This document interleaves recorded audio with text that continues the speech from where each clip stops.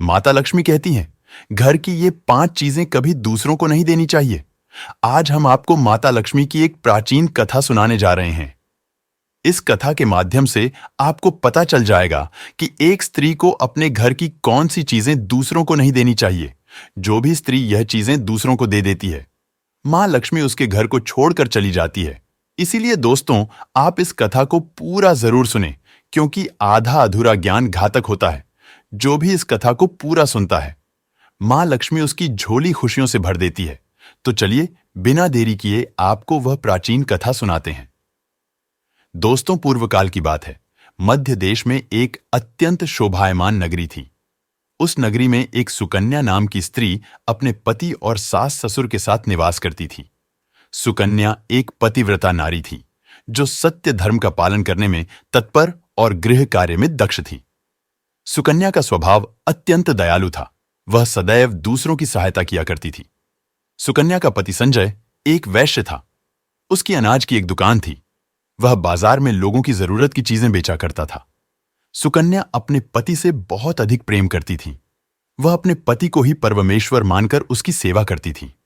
सुकन्या नित्य पति से पहले जागती थी, अपने घर का आंगन को स्वच्छ करती थी, फिर रंगोली बनाकर आंगन की सजावट करती थी।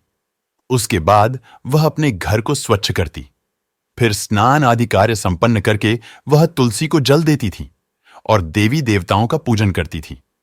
इस प्रकार से वह रोज अपने नित्य कर्म करती थी। सुकन्या ने कभी किसी का अनादर नहीं किया। वह सभी के साथ मधुर वाणी में बातें करती थी। सभी लोग सुकन्या को देखकर कहने लगे थे कि यह तो साक्षात लक्ष्मी के समान गुणों वाली स्त्री है। यह अपने परिवार का कितने अच्छे से ख्याल रखती है। इसके अलावा सुकन्या दान धर्म करते समय कभी अपने हाथ पीछे नहीं खींचती थी। उसके द्वार पर जो भी याचक आता, वह उसे दान दिए बगैर नहीं भेजती थी। उसके द्वार से कोई खाली हाथ नहीं जाता था। जो भी भूखा उसके द्वार पर आता, तो वह भरपेट भोजन करके ही लौटता था, जिससे उसके द्वार पर आए हुए सभी याचक अत्यंत प्रसन्न होकर उसे आशीर्वाद देकर लौट जाते थे। इतना ही नहीं, सुकन्या अपने पड़ोसियों की भी सहायता करती थी।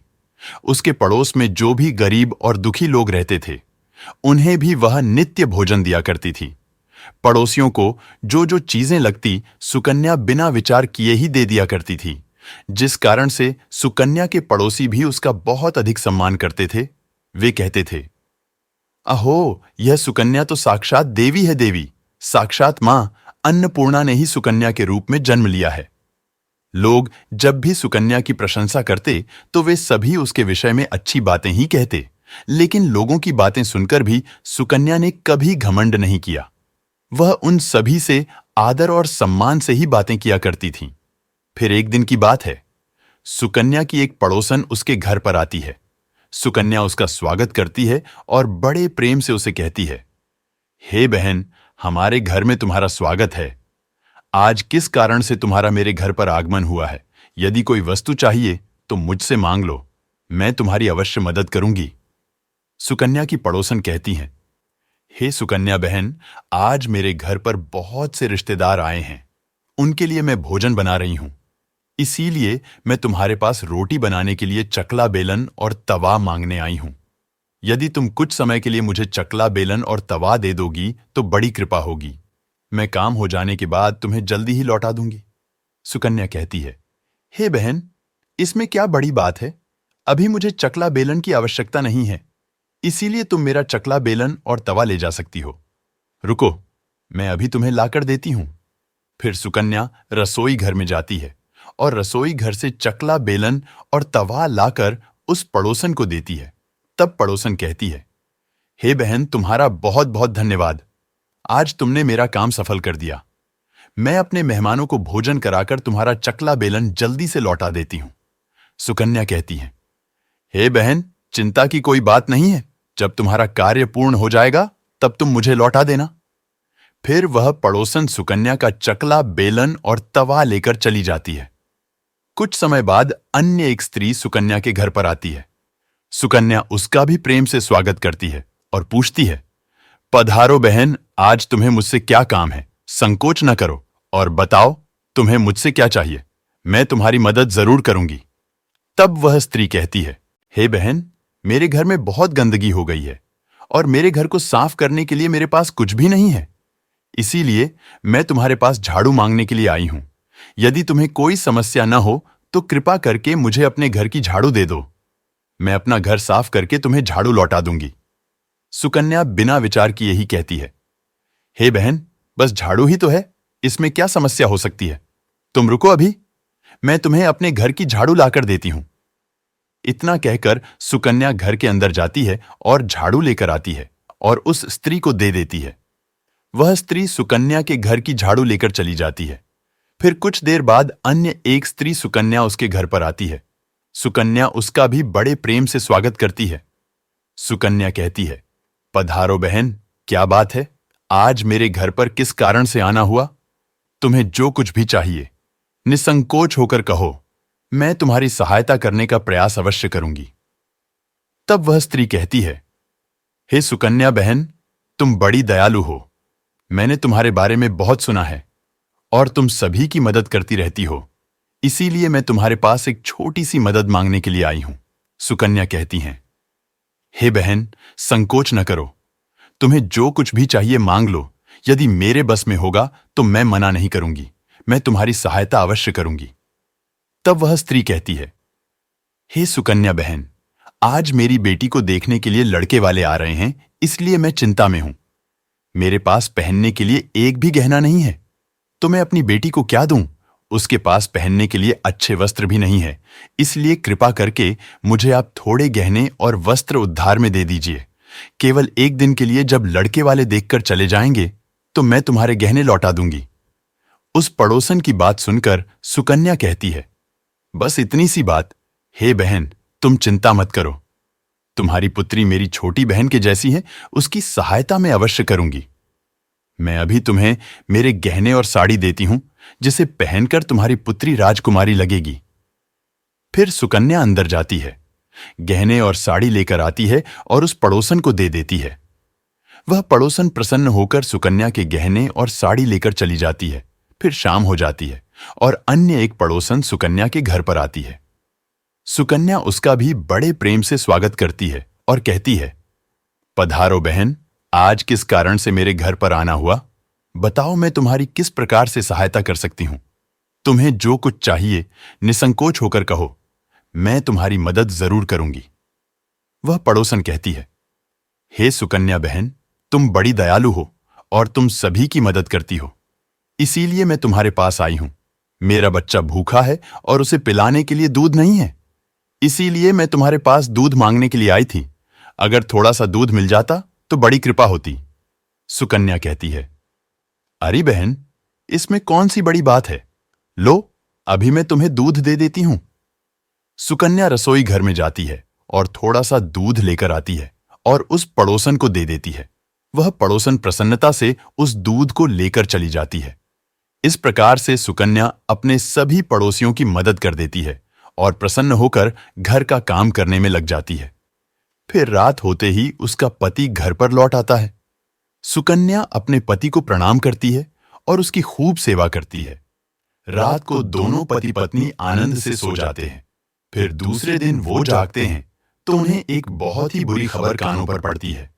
एक आदमी दौड़ते हुए सुकन्या के घर पर आता है और सुकन्या के पति से कहता है, हे भाई, कल रात को किसी ने आपकी दुकान लूट ली है, सारा माल गायब है।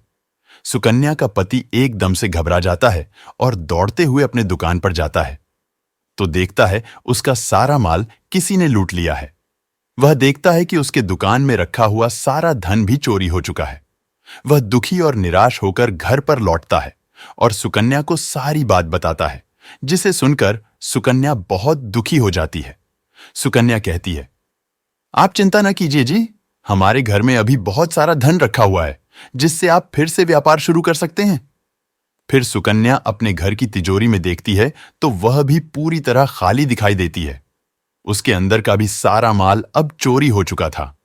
यह देखकर सुकन्या बहुत दुखी हो जाती है। उसे समझ में नहीं आता कि यह कैसे हुआ। सुकन्या का पति उस पर बहुत क्रोधित हो जाता है और पूछता है, सुकन्या, सच सच बताओ, हमारे घर के अंदर रखा हुआ सारा पैसा कहां गया? सुकन्या कहती है, हे स्वामी, मैं घर पर ही थी, सारा धन तिजोरी में ही था, किसने इसे चुरा लिया? पता नहीं, कृपया शांत हो जाइए, हम कोई ना कोई उपाय जरूर ढूंढ लेंगे। सुकन्या का पति कहता है, ये जो तुम दूसरे लोगों को घर पर बुलाकर खिलाती हो, अनजान लोगों को घर में बुलाती हो, उसी का फल है। ये उन्हीं में से किसी ने हमारे घर का सारा पैसा चुरा लिया है। क्रोध में आकर सुकन्या का पति उसे भला बुरा कहता है। सुकन्या की सास भी उसे बहुत कोसती है और कहती है, तुम ही इन पड़ोसियों को घर की चीजें देती रहती हो, बिना सोचे किसी की भी मदद कर देती हो, उन्हीं में से किसी ने सारा पैसा चुरा लिया है। घर के सभी लोग सुकन्या को भला बुरा कहने लगते हैं। फिर सुकन्या अपने पति को दिलासा देते हुए कहती है, हे नाथ, मैंने मेरे कुछ गहने हमारी पड़ोसन को दिए हैं, मैं उसके पास से गहने लेकर वापस आती हूं। फिर सुकन्या उस गरीब पड़ोसन के घर पर जाती है तो देखती है उसके घर पर कोई नहीं होता है। वह स्त्री भी घर छोड़कर सुकन्या के गहने लेकर भाग गई होती है। सुकन्या निराश होकर घर पर लौटती है और अपने पति को सारी बात बता देती है। सुकन्या की बात सुनकर उसका पति आग बबूला हो जाता है और सुकन्या को भला बुरा कहने लगता है। सुकन्या का पति कहता है, हे सुकन्या, तुम बड़ी मूर्ख हो, तुम्हारे ही कारण हमारा सारा धन वैभव चला गया है। तुम्हारे दान देने की आदत के कारण ही हमारे ऊपर यह मुसीबत आन पड़ी है। अब तू इस घर में नहीं रह सकती, तू अभी इसी क्षण इस घर को छोड़कर चली जा। सुकन्या कहती है, हे नाथ, आपके सिवा मेरा इस दुनिया में कोई नहीं है, मैं आपको छोड़कर कहां जाऊं। सुकन्या का पति कहता है, तू कहीं पर भी जा, लेकिन अब इस घर में तो नहीं रह सकती। तेरे ही कारण मेरा सब कुछ बर्बाद हो गया है। तू इस घर में रहेगी तो बच्चा कुछ सब नष्ट हो जाएगा।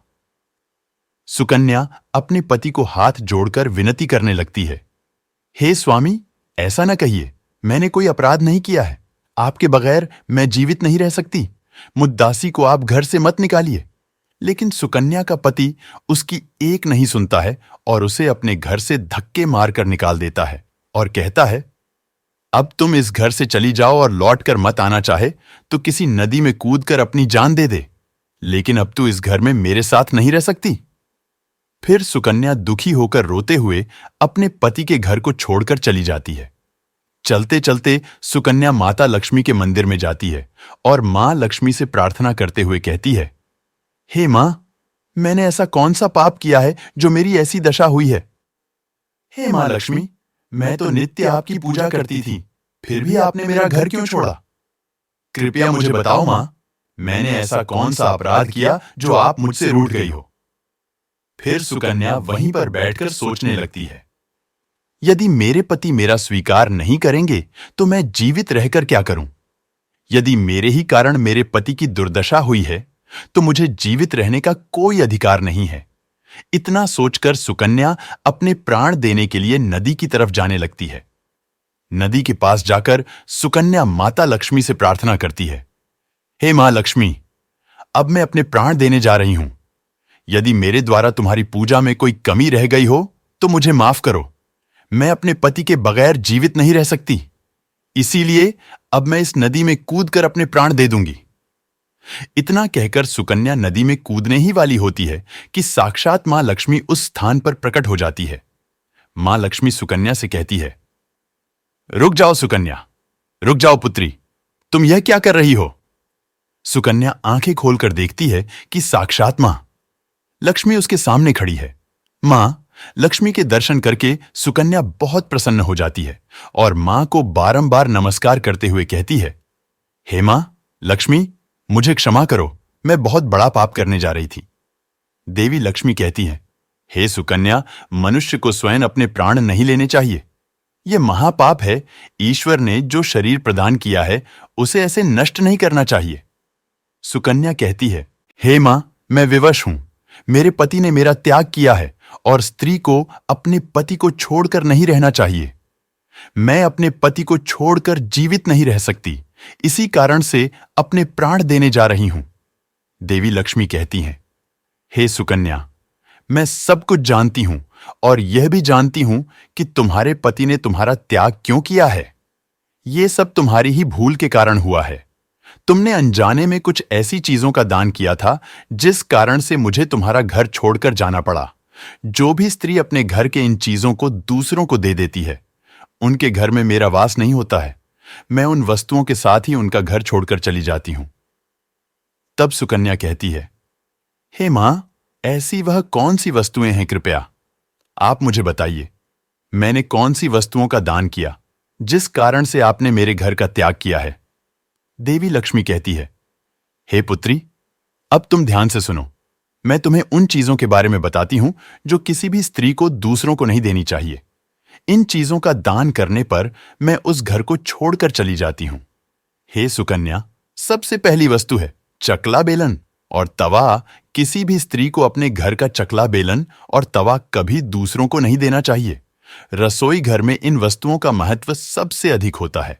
इन वस्तुओं की पवित्रता सदैव ही बनी रहनी चाहिए। इन्हीं वस्तुओं से भगवान विष्णु का प्रसाद बनाया जाता है और तवे पर बनी पहली रोटी भी गाय को खिलाई जाती है। इसलिए इन वस्तुओं को हमेशा स्वच्छ और शुद्ध रखना चाहिए। दूसरों को देने पर यह अपवित्र हो सकती है और फिर इनका उपयोग करना अशुभ फल प्रदान करता है। इसीलिए सुकन्या, तुमने अपने रसोई घर के चकला बेलन और तवा अपनी पड़ोसन को देकर पहली सबसे बड़ी भूल की है। आगे मां लक्ष्मी कहती हैं, हे सुकन्या, अब तुम दूसरी वस्तु के विषय में सुनो।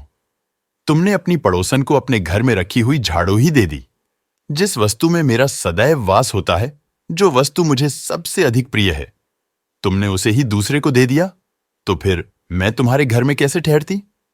सुकन्या, जो स्त्री अपने घर की झाड़ू दूसरों को दे देती है, मैं उसके घर को त्याग देती हूं। झाड़ू से घर की स्वच्छता की जाती है और जहां पर स्वच्छता होती है उसी स्थान पर मेरा वास होता है। ध्यान में रखना, सुकन्या, घर में झाड़ू को हमेशा छिपाकर रखना चाहिए। झाड़ू पर बाहरी व्यक्ति की दृष्टि भी नहीं पड़नी चाहिए। झाड़ू एक अत्यंत पवित्र वस्तु है। इसे पैर नहीं लगाना चाहिए और इसे कभी विष्ठा आदि प्रकार की गंदगी साफ नहीं करनी चाहिए। मां लक्ष्मी कहती है, हे सुकन्या, अब तुम तीसरी वस्तु के विषय में सुनो, जो एक स्त्री को कभी दूसरों को नहीं देनी चाहिए। वह वस्तु है आभूषण। एक स्त्री को अपने आभूषण कभी अन्य महिला को नहीं देने चाहिए। मैं सदैव ही आभूषणों में वास करती हूं। स्त्री के 16 श्रृंगार में गहनों का बहुत अधिक महत्व होता है। एक विवाहित स्त्री को अपने आभूषण कभी अन्य स्त्री को पहनने के लिए नहीं देने चाहिए। जो स्त्री अपने आभूषण अन्य स्त्रियों को देती है, उसके जीवन में दुर्भाग्य आता है। हे सुकन्या, अब मैं तुम्हें चौथी वस्तु के विषय में बताती हूं। किसी भी मनुष्य को शाम हो जाने के बाद कभी सफेद रंग की वस्तुओं का दान नहीं करना चाहिए। किंतु तुमने शाम के समय दूध का दान किया था। शाम को दूध का दान करने से जीवन में दुर्भाग्य आता है। शाम को सफेद रंग की चीजें दान करने से मनुष्य के जीवन में अशुभ काल आता है। मां लक्ष्मी कहती हैं, हे सुकन्या, अब मैंने तुम्हें उन सभी वस्तुओं के बारे में बता दिया है जिनका कभी दान नहीं करना चाहिए। ये वस्तुएं कभी दूसरों को उधार में अथवा उपयोग के लिए नहीं देनी चाहिए। सुकन्या कहती हैं, हे मां लक्ष्मी, मुझसे बड़ी भूल हो गई। मैं इन बातों से अनजान थी। कृपया मुझे क्षमा करो और अब मुझे प्रायश्चित करने का उपाय बताओ। देवी लक्ष्मी कहती हैं, हे सुकन्या, तुमने प्रायश्चित पहले ही कर लिया है, इसलिए अब तुम अपने घर पर लौट जाओ। मैं तुम्हें तुम्हारा संपूर्ण वैभव और धन संपत्ति लौटा देती हूं। इतना कहकर मां लक्ष्मी उस स्थान से अंतर ध्यान हो जाती है। फिर सुकन्या भी मां लक्ष्मी को धन्यवाद करती है और उस स्थान से घर की तरफ जाने लगती है। तभी उसका पति ढूंढते हुए उसी की तरफ आ रहा होता है। वह सुकन्या के पास आकर उससे क्षमा मांगता है और कहता है, हे सुकन्या, मुझे माफ करो। मैंने तुम्हें बहुत भला बुरा कहा था। तुम तो साक्षात देवी के समान हो। मां लक्ष्मी की कृपा से हमें अपना सारा धन वैभव वापस मिल गया है। जिन लोगों ने हमारा धन लूटा था, उन सभी ने हमारा धन हमें लौटा दिया और तुम्हारा नाम लेते हुए क्षमा मांग ली है। यह सुनकर सुकन्या बहुत प्रसन्न होती है और अपने पति के साथ घर पर लौट जाती है। मां लक्ष्मी की कृपा से सुकन्या के घर में फिर से सुख समृद्धि आती है और उसके बाद से सुकन्या ने अपने घर की ये 4 चीजें कभी दूसरों को नहीं दी। तो दोस्तों, उम्मीद है आपको यह कथा पसंद आई होगी। वीडियो को लाइक जरूर करें और कमेंट में जय मां लक्ष्मी जरूर लिखें। साथ ही चैनल को सब्सक्राइब करें। आप सभी का धन्यवाद।